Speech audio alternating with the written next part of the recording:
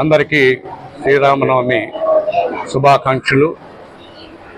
ఈనాటి ఈ భారతంలో సనాతన ధర్మాన్ని పాటించేటువంటి ఈ గడ్డపైన గ్రామాన వెలసి ఉన్నటువంటి రామాలయాలు ఈరోజు భక్తులు కిటకిటలాడుతూ శ్రీరామనవమిని ఒక వేడుకలాగా పండుగలాగా జరుపుకునేటువంటి ప్రస్తుత తరుణం.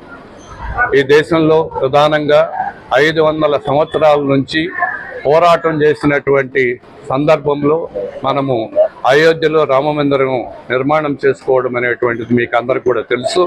ఈరోజు మొదటి శ్రీరామనవమి, రాముడు పుట్టినటువంటి గడ్డ మీద మొదటి శ్రీరామనవమి ఈరోజు బాలకరామ్ గుడిలో చేసుకోవడం అనేటువంటిది పవిత్రంగా భావిస్తూ దేశ ప్రజలందరూ కూడా అనేకంగా ఈరోజు భక్తి శ్రద్ధలతో శ్రీరాముని కొలుచుకుంటున్నారు.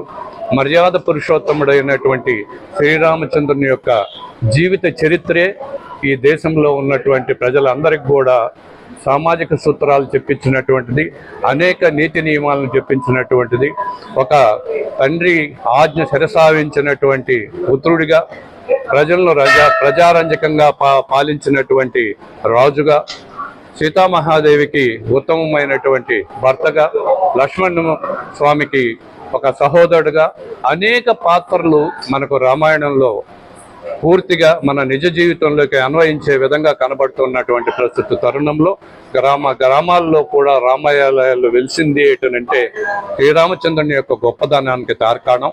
ఈరోజు శ్రీరామనవమి సందర్భంగా చిత్తూరులో అనేక రామాలయాల్లోనూ ఈ కార్యక్రమాన్ని భారతీయ జనతా పార్టీ తరఫున మేము శుభాకాంక్షలు తెలియజేసుకుంటూ ఈరోజు అన్ని రామాలయాల్లోనూ భక్తులకు మజ్జిగ వితరణ చేయడం కూడా జరిగింది. ఆ విధంగా మరొక్కసారి ఈ రామచంద్ర మహాప్రభుకు ప్రణామాలు తెలియజేసుకుంటూ జై హింద్, జై భారత్, జై శ్రీరామ్.